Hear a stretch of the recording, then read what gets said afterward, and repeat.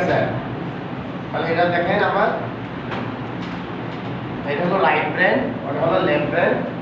তাহলে ব্রেনের রাইট অংশের কাজ হলো বাম অংশ পরিচালনা করা, আর লেফট ব্রেনের কাজ হলো ডান অংশ পরিচালনা করা। তাহলে মনিটরিংও করে ডান অংশ এবং পরিচালনা করে ডান অংশ। মনিটর মানে ধরেন বাম হাতে একটা মশা কামড় দিল, তাহলে ওই মেসেজটা কি এই ব্রেনে আসবে না এই ব্রেনে আসবে? ডান হাতে হয় বাম পাশে ব্রেনে যাবে, আর বাম পাশে হলে ডান পাশে। বলা গেছে? এখন হাতটা নাড়াচ্ছে, ডান হাত নাড়াচ্ছে, বলেন তো ব্রেনের কোন অংশ কাজ করতেছে? বাম ব্রেনে কাজ করতেছে। ওখান থেকে কমান্ড আসতেছে আর হাতটা আমি নাড়াতে পারছি। বোঝা যাচ্ছে? আচ্ছা, এখন হলো মাইগ্রেনের ব্যথাটা তখন কেমন হয়? রাইট অর্থাৎ সাইড থেকে ব্যথাটা শুরু হবে এবং আস্তে আস্তে সমস্ত মাথায় ছড়িয়ে যাবে। এটাই হলো আমার মাইগ্রেনের রোগটা কিন্তু একবার হলো আর ভালো হলো তা না, এটা পুনরাবৃত্তিমূলক।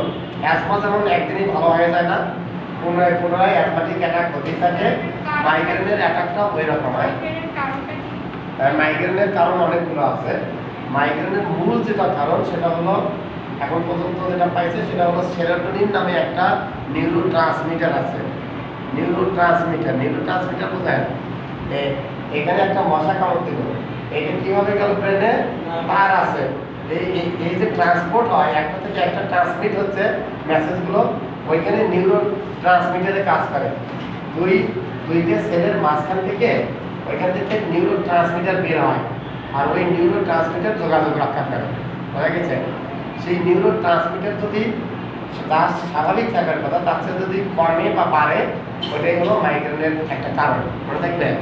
সাধারণত কোন কোন সময় হয়? হ্যাঁ, তাদেরও মাইগ্রেন হতে পারে, মেনস্ট্রুয়াল কারণে হতে পারে। মেনস্ট্রুয়েশন দেখবেন মেয়েদের মেনস্ট্রুয়েশন পিরিয়ডের সময় মাইগ্রেন হতে পারে। চোখে বেশি সমস্যা হলে, হ্যাঁ ঘুম কম হলেও হ্যাঁ হতে পারে। মানে নার্ভাস সিস্টেমের কোনো অসুবিধা হলেই এটা মাইগ্রেনের একটা কারণ হতে পারে। তাহলে এটা পাইলাম আমরা। এটা কি বাংলায় কি বলছি? বাংলায় আমরা বলছি মানে এটা যুগ যুগ ধরে চলে আসতেছে। এটার নাম হলো হাত কপালের ব্যথা।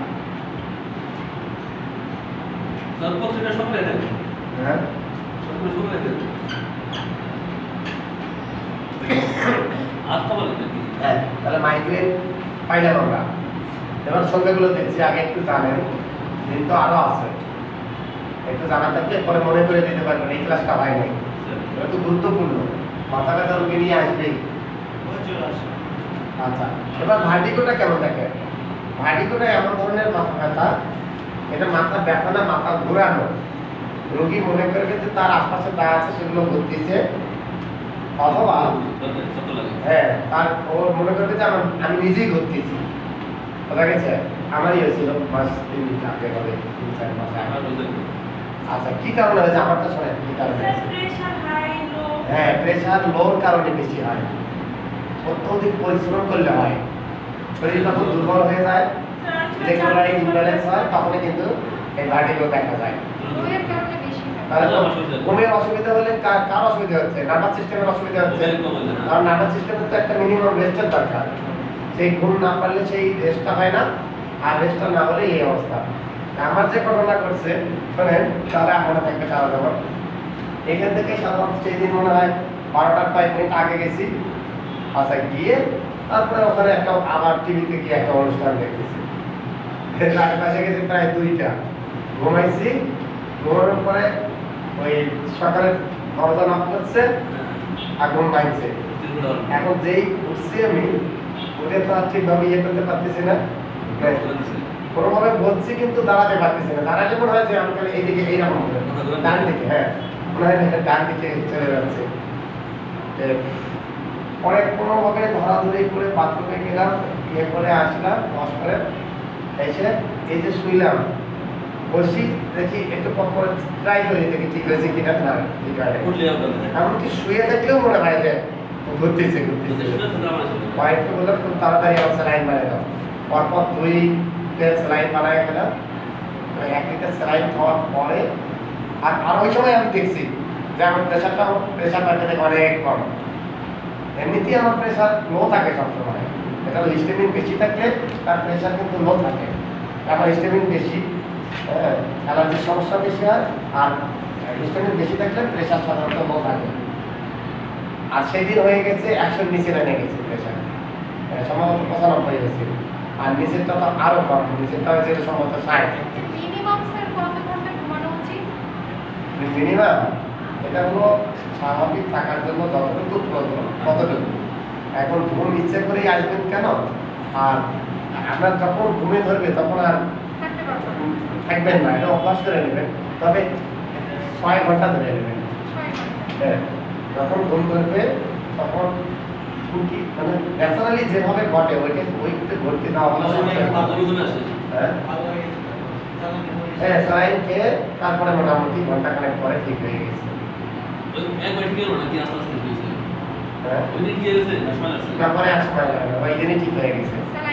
স্যালাইন খাওয়ার পরে আমার তো ওই কারণে যেটা হলো 2টা রাত জায়গা, একটা হলো নার্ভাস সিস্টেমে কন্ট্রোল করতে পারতেছিল না, আর একটা হলো প্রেশার কমে গেছে। ঘুমটা কম হবে। বাড়ি হচ্ছে বাড়ি কি মাথা ঘুরানো।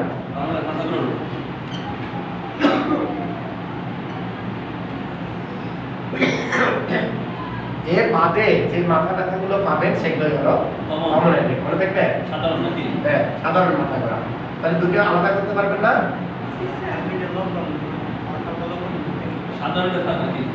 তাহলে সাধারণ মাথা ব্যথা, হ্যাঁ, জ্বরের কারণেও হয় মাথা ব্যথা, ব্যথার কারণেও হয় মাথা ব্যথা। তাহলে এগুলো হলো সর্দির কারণেও মাথা ব্যথা হয়, এগুলো হলো কমন হেডেক।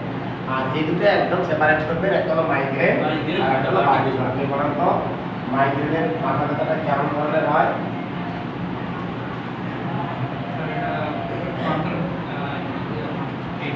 হ্যাঁ, ফ্রন্টাল লোবটা হয় নাই মনে আছে, কপালের এক পাশ থেকে শুরু হয় ব্যথাটা, কপালের এক পাশ থেকে শুরু হয়, আস্তে আস্তে সমস্ত মাথায় ছড়িয়ে পড়ে। এটা একটা লক্ষণ। আর একটা কি, যে এইটা হলো পুনরাবৃত্তিমূলক। হয়তো দেখবেন তার মাসে মাসেই হয়, অথবা 15 দিন পর পর হয়, অথবা মাসে 2 মাস একবার হয়। এটা কিন্তু একদিনই আইডেন্টিফাই করা যাবে না যে এটা হলো মাইগ্রেন। যখন একই ব্যথাটা সে মাঝে মাঝে বলতেছে যে আমার কিন্তু এটা মাঝে মাঝেই হয়, তাহলে তখন কনফার্ম হবে যে এটা হলো মাইগ্রেনের ব্যথা। মনে থাকবে না? তাহলে দুইটা, একটা হলো কপালের এক পাশ থেকে শুরু হবে, আস্তে আস্তে সরে পড়বে, আর একটা হলো এটা হলো পুনরাবৃত্তিমূলক। রাইট কি বললেন ইংলিশে? Right lobe, right frontal lobe, RIGHT, right frontal lobe, অথবা লেফট ফ্রন্টাল লোব।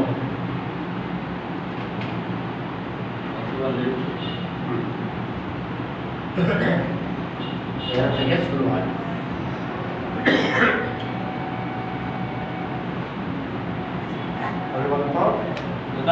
বার্ডিগো কেমন? বার্ডিগো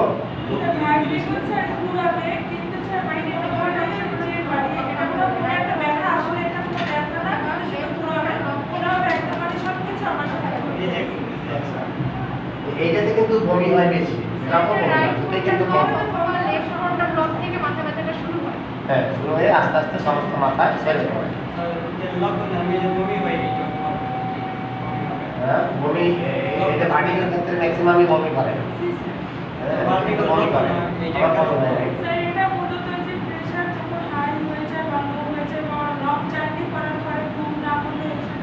বমি হয় কেন বলেন তো? কেন? যেহেতু এই রোগগুলোই সেন্ট্রাল নার্ভাস সিস্টেমে, তাই না? সেন্ট্রাল নার্ভাস সিস্টেম কি? ব্রেন এবং স্পাইনাল কর্ড, এই দুটো নিয়ে হলো সেন্ট্রাল নার্ভাস সিস্টেম।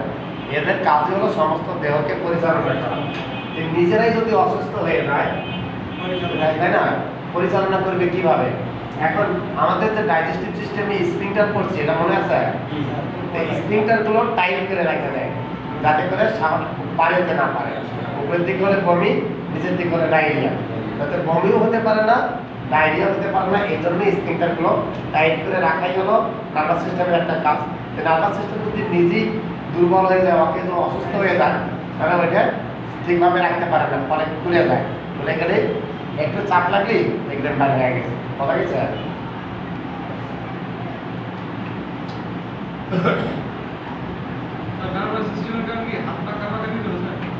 হ্যাঁ, ট্রিমার এটা দেখবেন যারা ইয়ে খায়, নেশা করে, নেশা করে দেখবেন যেমন হাতে এরকম করে সোজা করে রাখতে বলেন তো পারবে না।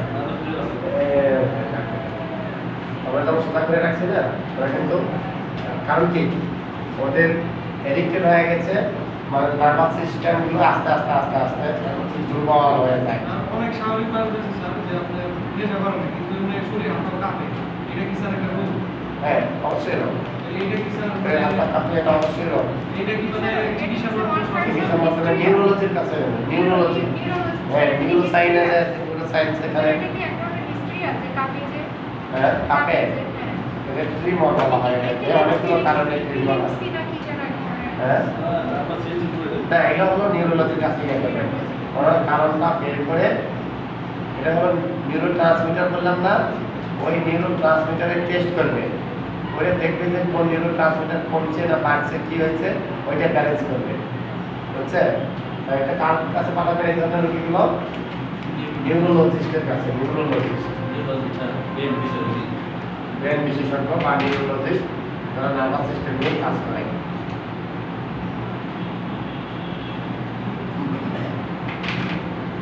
মাইগ্রেনের চিকিৎসায় কি দেবো আমরা? আচ্ছা, মাইগ্রেন বুঝছেন তো, সময় কিন্তু বেশি নাই, তাহলে মাইগ্রেনের সঙ্গে লিখে দেওয়ার দরকার আছে, এটাও লিখে দেওয়ার দরকার নেই না। এখন দেখেন এই মাইগ্রেনের চিকিৎসায় যে ঔষধ ব্যবহৃত হয়, মাইগ্রেনের যে প্রথম এই ব্যথাটা কিল করা হবে, তারপর হলো কারণ অনুযায়ী চিকিৎসা, ঠিক আছে? ওই ব্যথাটা তাৎক্ষণিকভাবে দূর করার জন্য টলফেনামিক অ্যাসিড একটা প্রোডাক্ট আছে, টলফেনামিক অ্যাসিড, এটা কিন্তু একটা পেইন কিলার, বোঝা গেছে?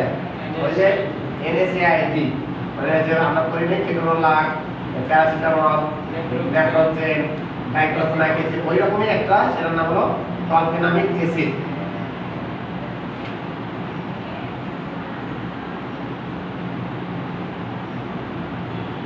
পেইন কিলার হিসাবে টলফেনামিক অ্যাসিড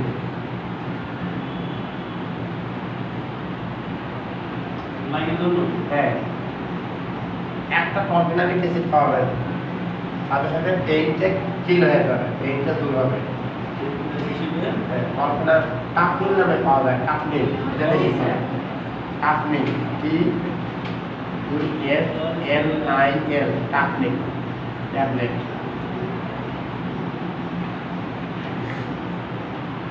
এইগুলো পেইনটা দূর করার জন্য। এখন মাইগ্রেনের যে লং টাইম চিকিৎসা দেওয়া লাগবে, এর জন্য পাঠাতে যদি দেখেন যে একই ধরনের সমস্যা বারবার হচ্ছে, এই শর্ট কোর্স দিয়ে এই ধরনের চিকিৎসা দিয়েন না, তাকে কি করবেন?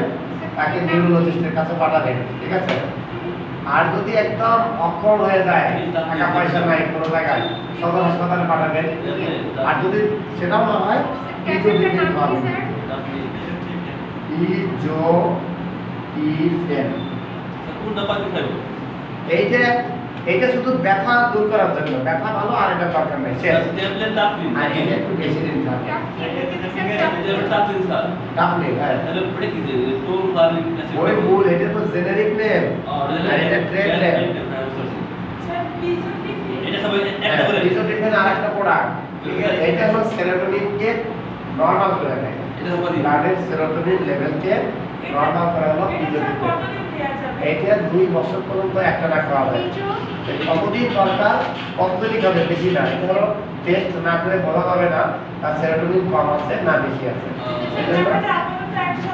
হ্যাঁ, আপনারা এক সপ্তাহ 2 সপ্তাহ দিতে পারেন, হয়ে গেছে। আচ্ছা, তাহলে স্যার ট্যাবলেট আপনি নিলে কি 15 বছর কয়টা দেয়া যায় ইজোটিফেন যে দুইটা, একটা হলো 1.5, একটা হলো 0.5। এই 0.5 হয়, এটা হলো দিনে 3টা, আর 1.5 এটা হলো দিনে 1টা। এটা এমজি, 0.5 এর দিনে 3টা। তাহলে হইছে, আমরা একটা পাইলাম কিন্তু। আর আচ্ছা এটা আমার ক্লাস শেষ দিনে কয়টা স্যার? তারপরে 1.5 দিলে একটা। 1.5 দিলে ডেইলি একটা, আর এটা দিলে এইটা 1.5 একটা, আর এটা তিনটা। তিনটা, হ্যাঁ। অনেক সময় কমও দেওয়া হয়। এই ড্রাগের কিন্তু আবার অনেকগুলো সাইড এফেক্ট আছে, এটা এটা খেলে কি মোটা হয়ে ট্যাবলেট যায়। না ক্যাপসুল স্যার কি দেবে? এই ট্যাবলেট ক্যাপসুল। এটা ট্যাবলেট ট্যাবলেট ট্যাবলেট হলো না? স্যার ভার্টি খুব কমন এটাকে এর জন্য কোনো ডাক্তার নেই। নিচেরটা দিলে একটা স্যার 1.5 আচ্ছা এটা এটা মানে একটু দেখাই পেলে এটা কি আমি এটা কাজ এই যে ইমেজ কল সিস্টেম, যে সিস্টেমটা পড়াবে এখান থেকে সেটা সিলেক্ট করবে, হ্যাঁ ঠিক আছে।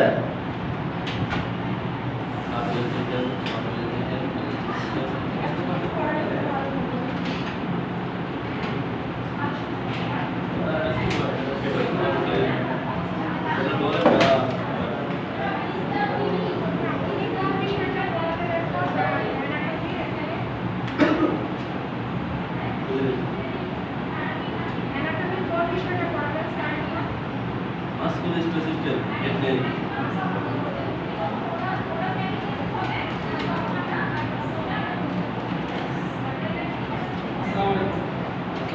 স্যার